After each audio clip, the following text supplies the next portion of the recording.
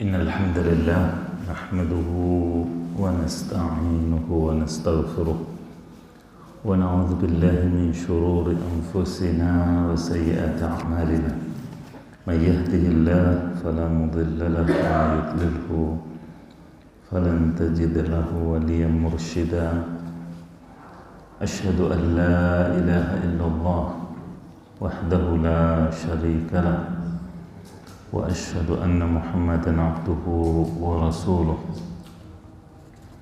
صلوات الله وسلامه عليه وعلى آله وصحبه وسلم تسليما كثيرا يا أيها الذين آمنوا اتقوا الله حق تقاته ولا تموتن إلا وأنتم مسلمون يا أيها الذين آمنوا اتقوا الله وقولوا قولا سديدا يصلح لكم أعمالكم ويغفر لكم ذنوبكم ومن يطع الله ورسوله فقد فاز فوزا عظيما أما بعد فإن خير الكلام كلام الله وخير الهدي هدي محمد صلى الله عليه وسلم وشر الأمور محدثاتها وكل محدثة في دين الله بدعة وكل بدعة ضلالة.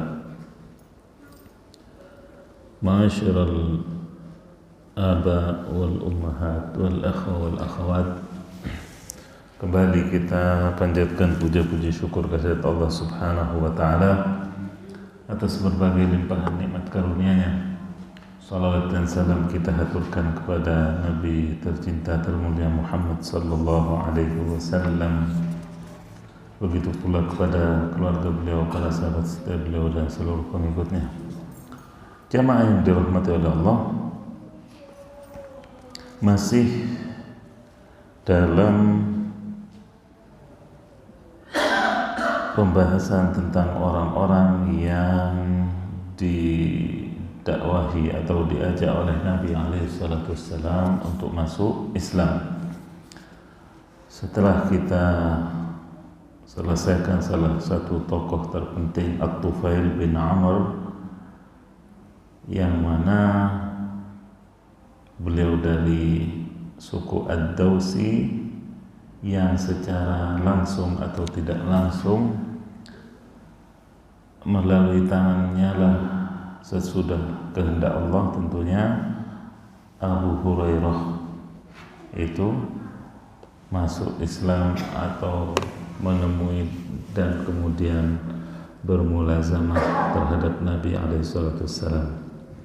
Tokoh terakhir yang disebutkan di sini yaitu Iyas bin Mu'adz. Iyas bin Mu'adz ini salah seorang pemuda asli Madinah dari Bani Abdul Ashhal, datang ke Mekah bersama delegasi sukunya Al-Aus untuk mengajak kaum Quraisy bersekutu memerangi Khazraj, di mana kedua suku ini yaitu Aus dan Khazraj yang di kemudian hari menjadi Ansar, menjadi kaum Ansar. Dan kejadian ini sebelum perang antara dua kabilah ini yang disebut dengan perang Bu'ats. Maka datanglah atau disambutlah delegasi Aus ini oleh Utbah bin Rabi'ah. Jamu menjamu, kemudian juga dengan berbagai sambutan mereka menyampaikan hasrat atau niatnya, tujuan kedatangannya mengajak kaum Quraisy bersekutu memerangi Khazraj. Kedatangan mereka ini didengar oleh Rasulullah sallallahu alaihi wasallam, maka beliau pun duduk di dalam pertemuan tersebut. Kemudian Rasulullah sallallahu alaihi wasallam tidak melewatkan momentum semacam ini. Beliau kembali menawarkan kepada para pendatang tersebut, hal lakum fi khairin mimma ji'tum lah, faqalu lahu wa ma'adha. Apakah, kata beliau alaihi salatu wassalam, aku boleh menawarkan kepada kalian sesuatu yang lebih baik daripada tujuan kedatangan kalian. Wah, tawaran yang menarik pikirnya si kaum Aus. Apa itu? Kemudian beliau menyatakan tanpa basa-basi, terus terang, ana Rasulullah ba'athani ilal ibadi ad'uhum ila an ya'budullaha wa la yushriku bihi syai'a wa anzal 'alayya al-kitab thumma dzakara lahumul islam wa tala 'alaihimul Qur'an. Kemudian Rasulullah mengatakan, aku ini utusan Allah kepada para hambanya. Aku mengajak kalian untuk menyembah Allah dan tidak menyekutukannya dengan apapun. Allah telah menurunkan kitabnya kepadaku. Kemudian beliau menyebutkan tentang Islam dan membacakan sebagian ayat Al-Quran. Kemudian Iyas bin Mu'adz ini tertarik sekali. Ai qaum, hadza wallahi khairu mimma ji'tum lah. Wahai kaumku, ini betul-betul demi Allah lebih baik daripada tujuan kita datang ke Mekah. Kemudian salah satu tokoh dari Aus bernama Abul Haisar, yang nama aslinya Anas bin Rafi', ngambil segenggam tanah kemudian ditaburkan ke mukanya Iyas ini. La haula da'na minka, kata si Anas ini, fal'amri laqad ji'na li ghairi hadha. Tak usah ikut ngomong kamu dengan bahasa kita, sungguh kita datang bukan untuk hal ini ya. Kita datang sebagai utusan kaum yang mengajak bersekutu dengan Quraisy memerangi musuh kita si Khazraj. Kemudian kamu mengajak kita pulang dengan memusuhi Quraisy plus dengan permusuhan Quraisy karena kita mendukung Muhammad alaihi salatu wassalam, dan juga plus permusuhan kita yang belum selesai dengan Khazraj. Berarti kita menambah musuh, kata si Anas atau Abul Haisar ini. Maka Iyas pun terdiam. Kemudian Rasulullah meninggalkan majelis tersebut dan utusan kaum Aus ini kembali ke Madinah. Tidak lama setelah itu terdengar perang Bu'ath antara Aus dan Khazraj. Lalu Iyas bin Mu'adz tidak lama setelah itu meninggal. Dan menurut saksi bahwasanya sebelum meninggal dalam peperangan tersebut, bahwa beliau menyebut atau bertahlil, mengucapkan la ilaha illallah, bertakbir dan bertahmid sebelum meninggal. Maka kaumnya semua menyatakan bahwa dia mati dalam keadaan Islam. Oleh karena itu Imam Bukhari dalam kitabnya Tarikh Al-Awsat menyebutkan Iyas bin Mu'adz ini termasuk orang yang mati atau gugur dalam keislaman, termasuk orang-orang yang dahulu memeluk Islam, dan menyebutkan sejarah atau namanya. Jamaah yang dirahmati Allah, berkenaan dengan poin berikutnya berupa perang Bu'ath. Apa itu Bu'ath? Bu'ath dikatakan oleh pakar sejarah adalah sebagai benteng di kota Madinah. Namun ada pula yang menyebutnya sebagai mazra'ah atau perkebunan. Perkebunan yang dimiliki oleh Bani Quraidzah, salah satu suku Yahudi di kota Madinah, 2 mil dari kota Madinah persisnya. Dan disitulah terjadi perang antara Aus dan Khazraj yang banyak memakan korban. Pemimpin Aus saat itu adalah Hudzair, yaitu ayahanda sahabat Usaid bin Hudzair. Sedangkan kaum Khazraj dipimpin oleh Amr bin Nu'man yang juga terbunuh di perang tersebut.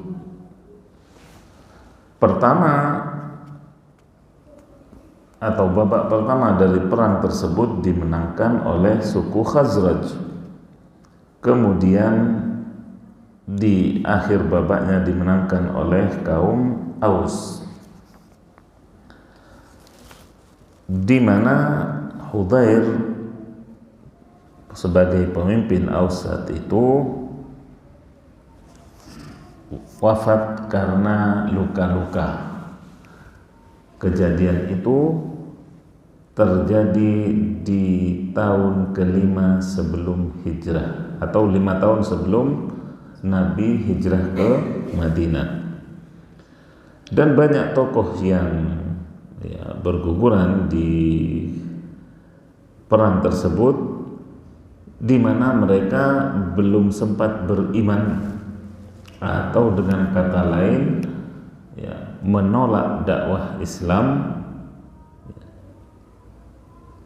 Di antaranya adalah Abdullah bin Ubay bin Salul yang merupakan tokoh atau pemimpin kaum munafik nantinya di kota Madinah. Itu di antara orang-orang yang tersebut sebagai golongan yang enggan masuk Islam. Namun Abdullah ini masuk Islam karena melihat bahwasanya Islam kemudian menjadi di atas angin. Ketika kalah di Uhud, dia bersama pasukan Quraisy. Ketika kemudian begitulah di akhir-akhirnya dia mengakui kelebihan atau kekuatan kaum muslimin, kemudian masuk Islam hanya untuk merongrong Islam dari dalam. Allahul musta'an. Dan para pakar sejarah mengomentari kejadian perang antara Aus dan Khazraj ini sebelum Nabi hijrah ke Yathrib atau ke Madinah adalah sebagai sesuatu yang memang Allah Subhanahu wa taala takdirkan, Allah Subhanahu wa taala rencanakan agar agar mereka penduduk asli Madinah merasakan keberkahan kehadiran Nabi alaihissalam. Karena Nabi alaihissalam adalah makhluk manusia yang Allah berkahi pada jasadnya, pada fisiknya, pada juga waktunya, pada juga kehadirannya di momen-momen, termasuk ketika beliau tiba di kota Madinah.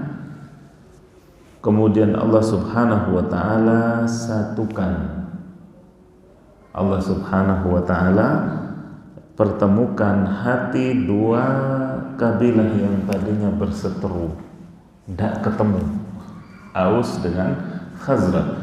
Kemudian dengan kehadiran Nabi kita alaihi salatu wassalam, Allah satukan hati mereka sesudah tadinya berseteru atau berlawanan. Dan juga kemudian mereka menjadi satu kaum yang Allah sendiri menamai mereka sebagai kaum Ansar. Jamaah yang dirahmati oleh Allah, masuknya kaum Ansar ke dalam Islam. Di sini poin berikutnya, Al-Hafidh Ibnu Hajar rahimahullah menyebutkan dalam Fathul Bari Syarh Sahih Bukhari, siapakah kaum Ansor itu dan mengapa dinamakan Al-Ansor? Kita dengar bersama apa kata beliau rahimahullah, bahwasanya Al-Ansor itu adalah bentuk plural atau jamak dari nasir seperti sahib, ashab, atau nasir seperti ashraf menjadi syarif, bentuk tunggalnya. Dan ada alif lamnya di sini untuk mengingatkan dengan Rasulullah sallallahu alaihi wasallam atau Ansaru Rasulillah sallallahu alaihi wasallam, yaitu para penolongnya Rasulullah. Yang dimaksud adalah Aus dan Khazraj. Suku Aus ini kembali kepada kakeknya bernama Aus bin Harithah, sedangkan Al-Khazraj kakeknya yang paling atas juga bernama Khazraj, Al-Khazraj bin Harithah, di mana sebenarnya juga Aus dan Khazraj ini bersaudara, kembali kepada satu orang bernama Qailah, ya, yang menjadi kakek dari kedua kabilah ini. Rasulullah menamakan mereka sebagai Al-Ansar. Anas bin Malik radhiyallahu anhu ditanya oleh Ghailan bin Jarir, siapakah yang menamakan Ansar ini? Kalian kaum muslimin ataukah Allah? Kemudian dijawab di sini oleh Anas, bal sammanallah, justru Allah sendirilah yang menamakan kami.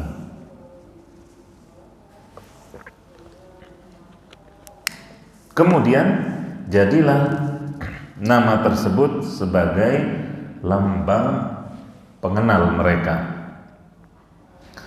yang disebutkan atau disematkan kepada anaknya, kepada cucunya, dan juga sekutu-sekutunya.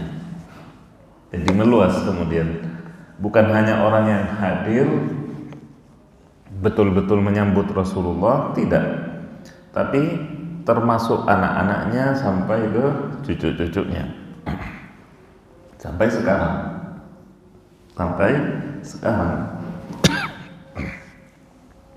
Ada ya salah satu misalnya pengajar di Masjid Nabawi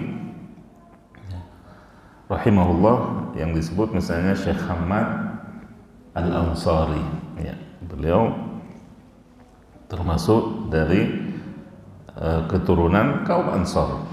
Nah, dan mereka mendapat pangkat tinggi dalam Islam semacam itu. Kata Ibnu Hajar, wa khussu bihadhihi al-manqabah al-'uzma lamma fazu bihi duna ghairihim min al-qabaili min iwa'in nabi sallallahu alaihi wasallam wa man ma'ahu wal qiyami bi amrihim wa muwasatihim bi anfusihim wa amwalihim wa itharihim iyahum fi katsirin minal umur ala anfusihim. Mereka mendapat keberuntungan ini, pangkat tinggi tersebut, karena mereka yang Allah pilih di antara banyak suku Arab yang ada untuk menampung dan memberikan kemudahan menyambut Nabi sallallahu alaihi wasallam, kemudian juga memberikan kepada Nabi alaihi wasallam dukungan, sokongan berupa harta maupun jiwa mereka, bahkan banyak dari mereka mengalah. Ya. Banyak dari mereka mengalah, mereka butuh tapi mereka berikan kepada Nabi SAW untuk dakwah Islam. Maka perbuatan mereka tersebut mengundang, ya, di sisi lain mengundang permusuhan dari Arab yang lain maupun non-Arab, ya, termasuk kafir Quraisy yang tadinya hubungannya baik-baik saja dengan Aus dan Khazraj, karena mereka menjadi penampung Nabi dan dakwahnya, justru menyulut permusuhan. Termasuk juga, ya, bangsa-bangsa yang lain. Kemudian kebencian itu menjadi permusuhan, ya, karena adanya hasad, kemudian juga adanya iman dan nifak, ya. Maka kemudian dengan itulah Allah Subhanahu wa ta'ala memberikan, ya, gelar atau nama bagi mereka dengan nama yang khusus. Bahkan Imam Bukhari rahimahullah meriwayatkan satu hadis yang menjadi benang merah atau garis pemisah. Rasulullah SAW menyatakan, ayatul imani hubbul ansar wa ayatul nifaqi bughdul ansar. Di antara tanda iman itu cinta kepada kaum Ansar, dan di antara tanda kemunafikan adalah benci terhadap kaum Ansar. Kurang apa? Jadi kaitannya iman dengan kemunafikan dilihat bagaimana sikapnya, bagaimana pandangannya terhadap kaum Ansar. Kalau suka, kalau cinta kepada kaum Ansar berarti mukmin, seorang mukmin. Kalau tidak suka, kalau nyinyir, maka itulah munafik. Ya. Baik. Dikatakan juga berkenaan dengan kaum Ansar ini oleh para pakar sejarah bahwasanya saat itu, ya, di awal-awal dakwahnya, Rasulullah Sallallahu Alaihi Wasallam tidak mendapati dari kabilah atau suku-suku Arab yang beliau tawarkan melebihi kaum Ansar yang membuka hatinya, melapangkan dadanya, dan juga bersedia menerima kedatangan Nabi Alaihissalam, ya, bahkan juga memberikan apa yang mereka punya melebihi kaum Ansar. Ya. Kalau kaum Muhajirin, ya, mereka pengorbanannya meninggalkan semua yang mereka punya, semua asetnya di Mekah untuk datang dengan baju yang melekat, ya, dalam rangka hijrah, mendampingi atau bergabung dengan Nabi SAW. Itu juga bukan pengorbanan yang mudah, ya. Abu Bakar As-Siddiq sebagai saudagar Mekah saat itu, Abdurrahman bin Auf juga demikian, meninggalkan semua asetnya. Masa kayak sekarang bisa tinggal transfer, bawa, ya, kartu kredit, bukan kredit, kas kartu ininya, ya kan, kemana-mana bisa, ya, dicairkan. Dulu udah ada, ya, asetnya yang tampak-tampak, ya, gedungnya, ya, kambing atau ininya. Sementara kafir Quraisy melarang mereka membawa satu kambing pun tidak boleh keluar dari Mekah. Itu pengorbanannya kaum Muhajirin. Sedangkan kaum Ansar pengorbanannya adalah ketika memberikan tempat kepada Nabi SAW, kemudian juga berbagai pengorbanan mereka yang lainnya, termasuk ketika Islam sudah berjaya.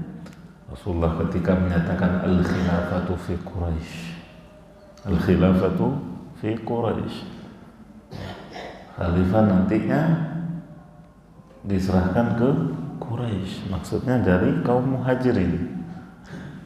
Ini juga tidak mudah, pengorbanan juga, bukan hanya perasaan, bukan hanya ego dan sebagainya. Jadi disitulah kelebihan kaum Ansar yang luar biasa, sehingga Allah abadikan.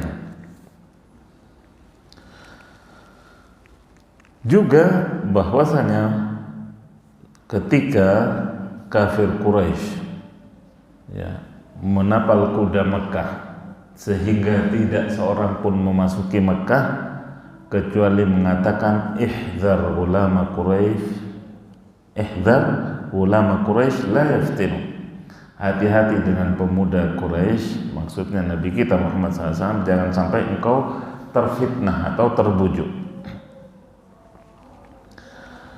Akan tetapi Rasulullah SAW tidak pernah putus asa dalam berdakwah dan selalu maju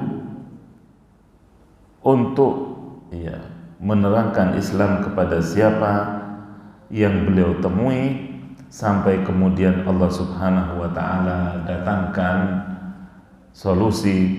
Allah Subhanahu wa taala perintahkan nabinya untuk hijrah. Kemudian pada tahun 11 kenabian, setelah kenabian, sebelum hijrah, 2 tahun sebelum hijrah, Rasulullah Sallallahu Alaihi Wasallam mendapati tekanan yang lebih dari kafir Quraisy, juga julukan-julukan atau kedustaan-kedustaan yang juga mereka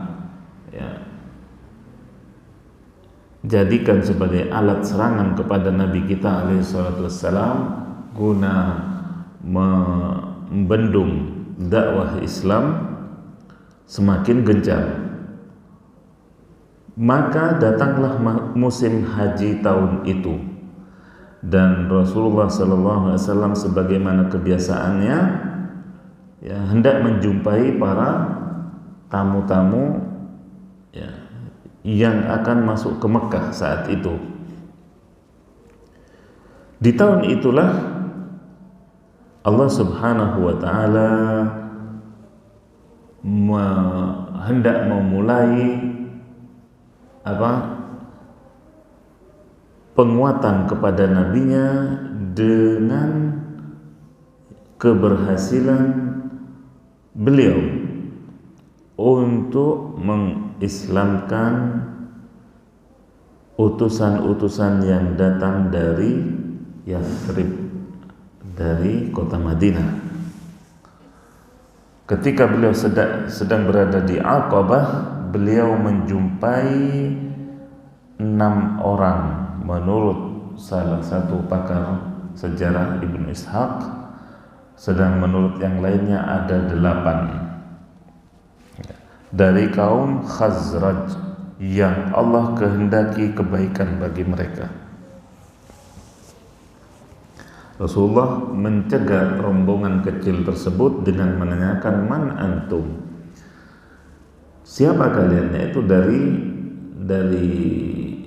delegasi mana kalian ini?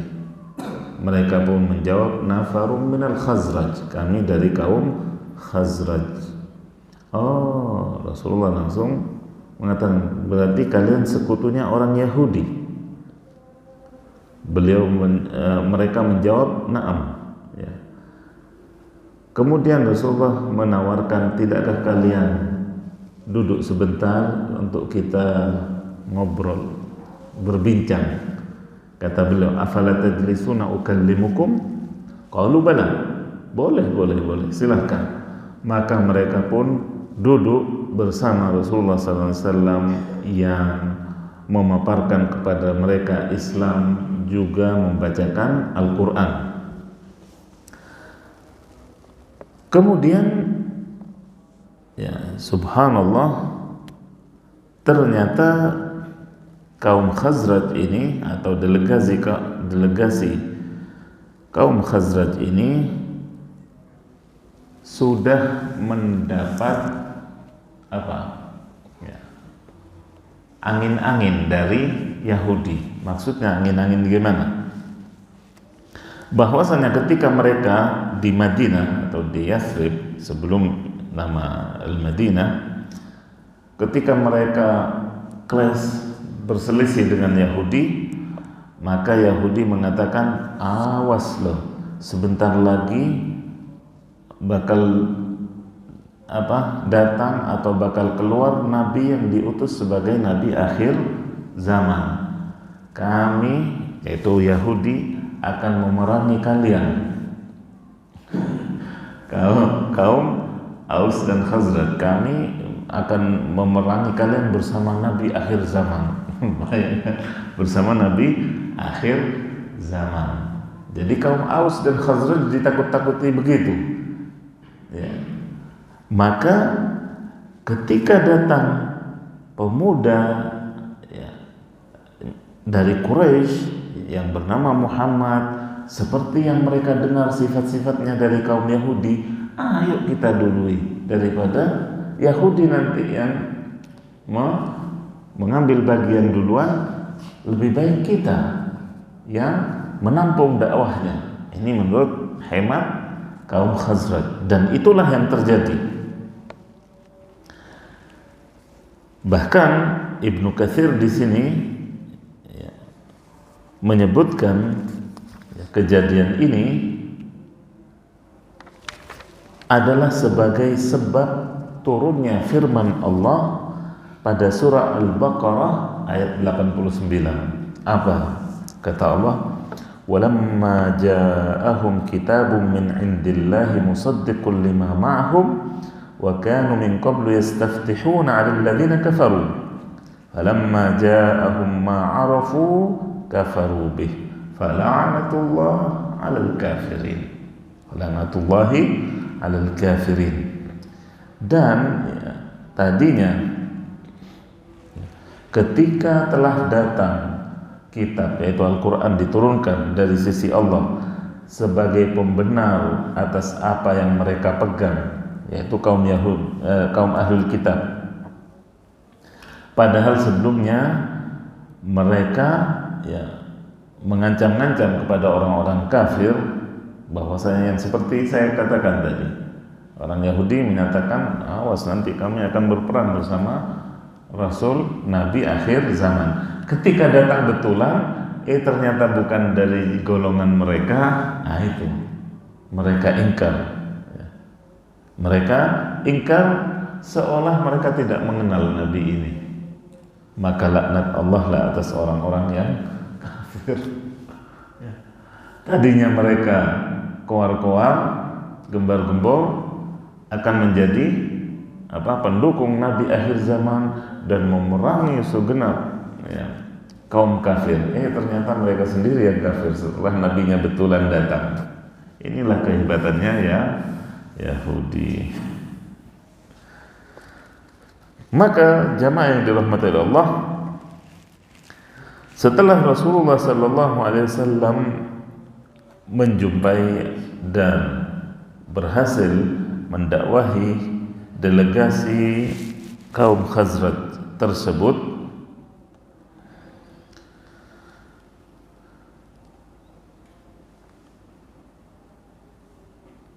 mereka pun kembali ke Madinah setelah tentunya belum lama perang berakhir atau perang Bu'ats tadi.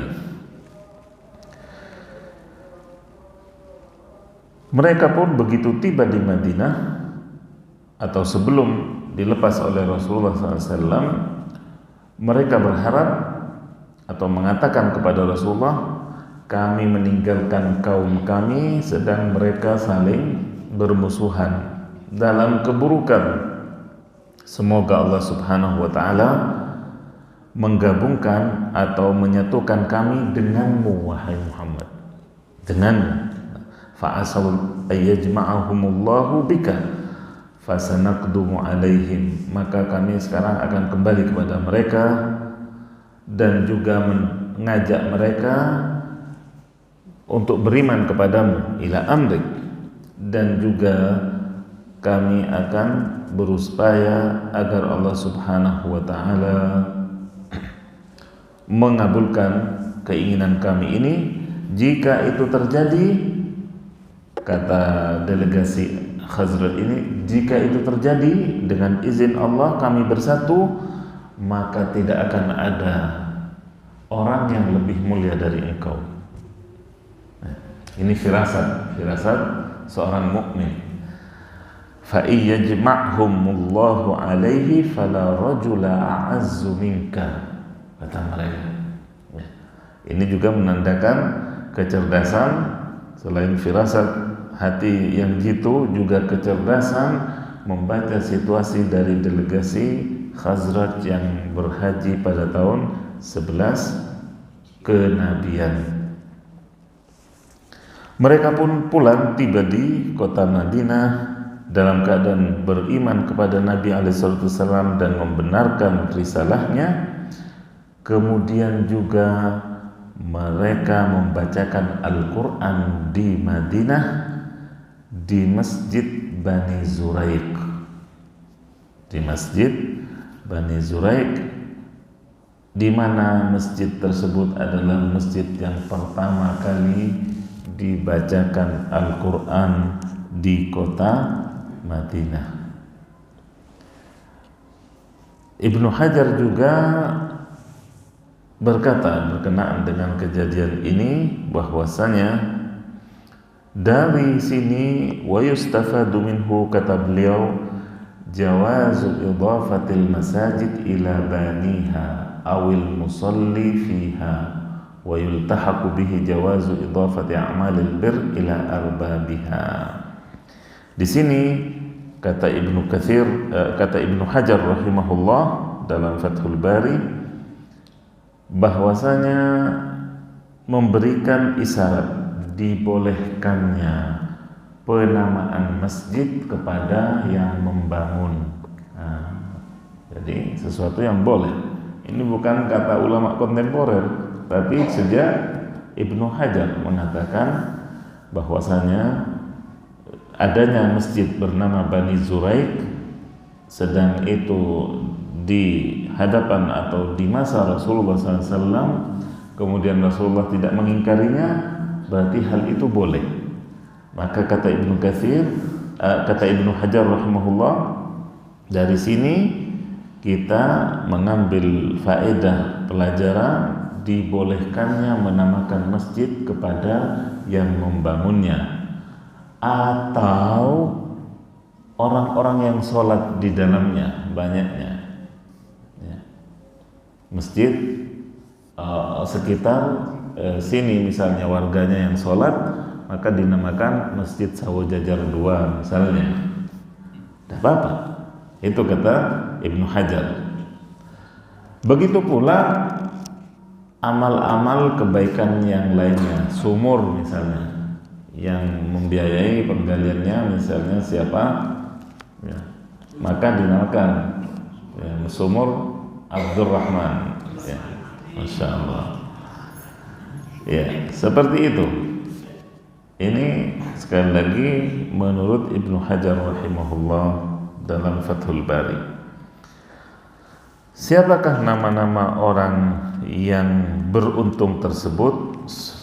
Nama orang-orang yang Allah pilih sebagai benih pertama dan utama dalam komunitas kaum Ansor, yang dengannya kemudian mereka juga di tahun berikutnya membawa orang yang lebih banyak.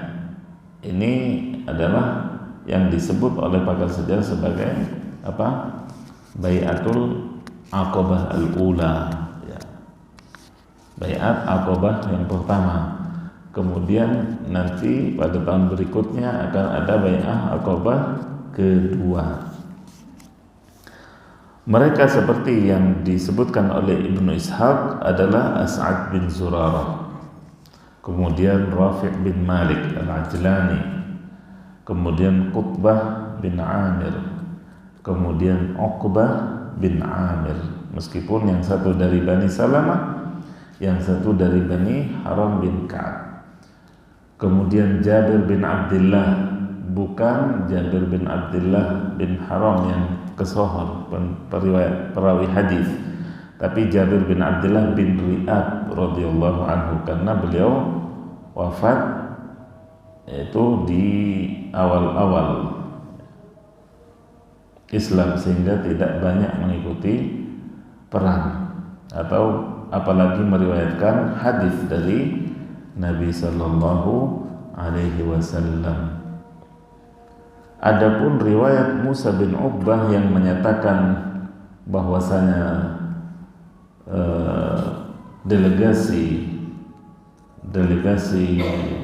suku Khazraj itu 8 orang, sama, cuma ditambah dengan Ubadah ibnu Samit dan Zakwan bin Abdi Qais. Itulah nama-nama orang yang menjadi pilar ataupun benih-benih kebaikan dalam permulaan atau muqaddimah sambutan kaum Ansor yang akan kemudian siap dan bersedia menjadi penopang dakwah Rasulullah sallallahu alaihi wasallam di periode Madinah. Nantinya dakwahnya di periode Madinah. Baik. Waktu juga yang membatasi kita. Semoga apa yang kita bahas atau yang kita kaji bersama menambah kecintaan kita kepada Rasulullah sallallahu alaihi wasallam, yang otomatis akan meningkatkan juga keimanan dan ketakwaan kita kepada Allah Subhanahu wa taala. Barangkali ada pertanyaan sebelum ditutup.